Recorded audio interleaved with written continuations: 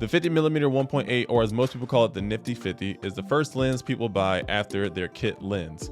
But why has it become the red-headed stepchild of my camera bag? That sounds bad, but you know what I mean. There's so many benefits to this 50mm 1.8. It has a fast aperture of 1.8, which allows a lot of light into your pictures. It'll allow you to get some creamy bokeh because of the fast aperture, and it's probably the most budget-friendly lens you can get at just $200. So of all these benefits, after I just named all these things, why has it become my least used lens in my entire camera bag? Well, let's talk about it. This 50mm 1.8 was the first lens that I purchased after I bought my first camera, which was the Canon EOS R50. I have since upgraded to the flagship APS-C sensor camera in the Canon R7. This 50mm has given me some great pictures on the R50 and also on the R7.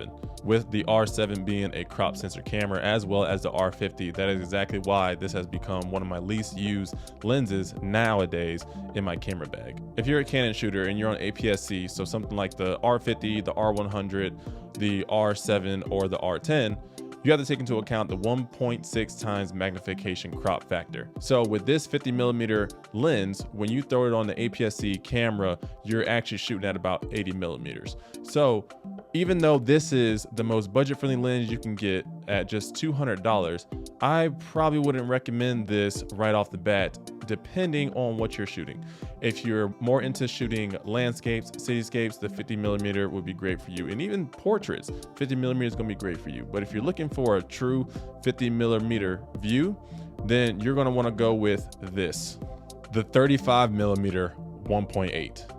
This 35mm, although it is a little bit more expensive, or maybe, let me be real, it's a lot more expensive.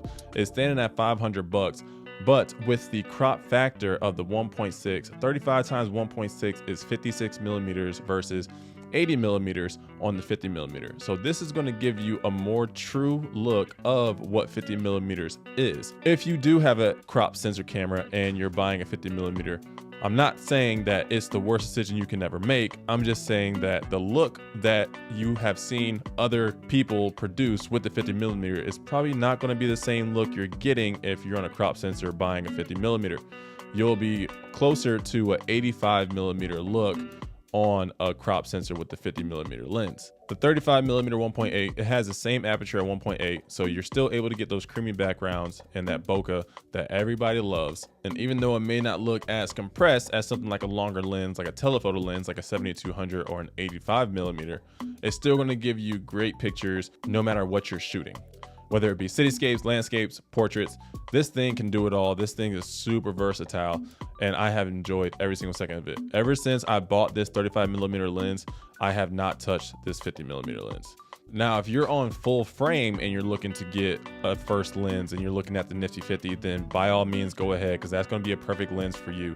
This 50mm on a full frame obviously is not going to have any type of magnification factor, so what you see is what you get. You put this 50 on, you're going to be shooting 50mm. Some people buy this and don't buy another lens because it is such a good all-around lens, and I agree if you're on a full frame camera. Some of the added benefits you're also getting on the 35mm that you aren't getting on the 50 is image stabilization, and also it is a macro lens. So if you're getting into wedding photography and you're taking a lot of detailed shots of rings and other type of flat lays, then that lens is going to be great for you because it's going to have that minimum focus distance that you can get really, really close to your subject and get some clean, crisp pictures.